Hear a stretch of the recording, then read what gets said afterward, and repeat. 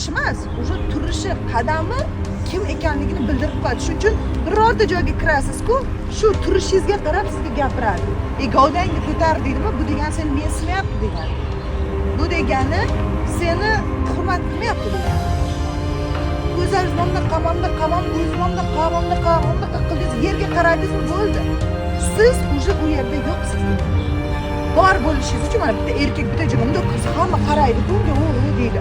Bir xil erkaklar kirsa, o'rni ham bilinmaydi. Ana shunday. Shuning uchun bugundan o'zingizga belgilab oling. Siz biror joyga kirishingiz, dunyoga kelishingiz o'rningiz borligimi yoki yo'q? Men nima uchun bir kun Nodirga telefon qilib qayerdasiz deyapman. O'rni borligi uchun. Lekin bir xillar bo'lgan, menda shogirdlar ko'p bo'lgan. Bor yo'qligi bilinmaydi. Unaqa shogirdga nima kerak? Menga nima mebel kerakmi, jihoz kerakmi? Qayerdasiz dedim bir kuni. Bu degani sen bilasan, ko'rinmayapsan. Siz qo'rqing, yig'lang, uyaling, agar sizni birov sezmasa. Shu narsaga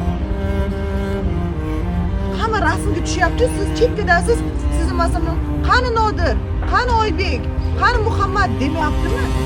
Videoga olmang deb panalaysiz.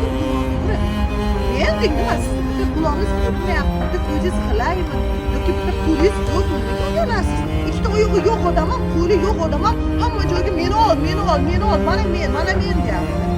Ikkita qo'li, ikkita oyog'i yo'q, aravada.